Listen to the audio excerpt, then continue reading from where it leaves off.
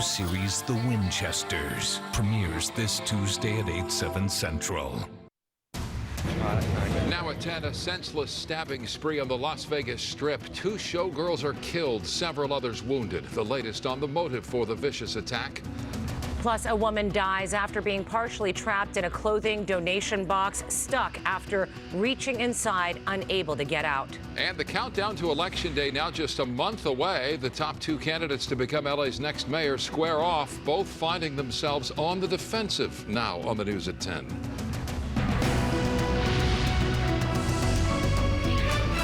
Good evening, I'm Micah Ullman. And I'm Cher Calvin. A terrifying scene unfolds on the Las Vegas Strip.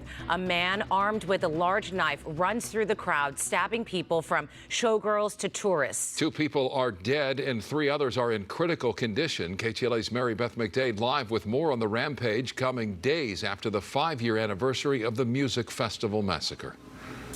Mike and Cher, a total of 8 people were stabbed in what police are calling an unprovoked attack. Vegas police say fortunately they were able to quickly arrest the suspect and put an end to the deadly stabbing spree. Rescuers rush a Vegas showgirl to the hospital. She's one of the victims of a series of stabbings on the Las Vegas Strip. Meantime, the suspect can be seen on camera trying to make a run for it. So a total of 8 victims, again, 2 of which now are deceased, 3 in critical condition. The other victims are at the hospital. Witnesses say around 11:30 Thursday morning, a guy apparently claiming to be a chef walked up to some showgirls who were greeting people outside the Wynn Casino and asked to take a photo with them.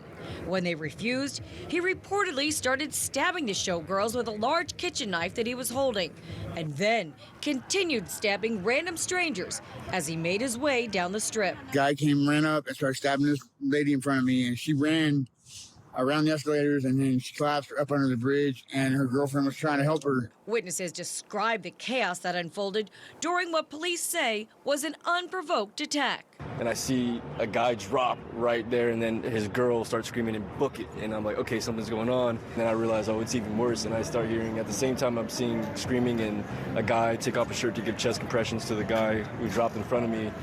I hear more screaming down here. Police say they began receiving numerous 911 calls, and with the help of casino security, managed to arrest the suspect within moments of the stabbings. I want to emphasize what I said to you earlier. The suspect is in custody. The Strip is secure. Investigators say they're now trying to get to the bottom of why a man they describe as a 30-year-old Latino went on this deadly rampage.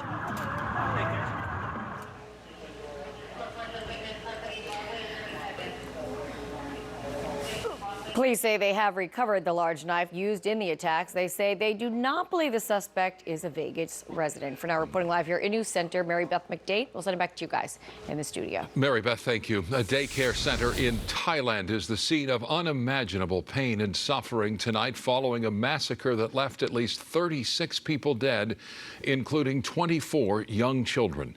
Police say a recently fired police officer carried out the horrifying attack with a pistol and a knife, killing his wife and son, then taking his own life. KTLA's Sandra Mitchell has more from the newsroom. Grieving families still gathering at the scene as investigators now zero in on clues at the scene of the deadly daycare massacre. Earlier, a man with a machete and a gun under pressure and under the influence of drugs killed dozens of preschoolers and staff at the child care facility in northeastern Thailand. The killer has been identified as a 34-year-old former police officer, fired from the force a few months ago for drug charges. Earlier in the day, he was set to appear in court on those charges. Investigators now say the suspect's stepson attended the school but was not there at the time of the attack. This Thai official said, quote, he might have come to see his son or might have come to kill him, but when he saw kids, he just lost his mind because of the drugs. This teacher came face to face with the killer as he reloaded his gun, but she didn't run. Instead, she put her hands together and prayed in front of him. As the killer ran from the scene, he shot more people and then returned home. He killed his wife and young son and then himself. It is now the deadliest rampage in Thailand's history.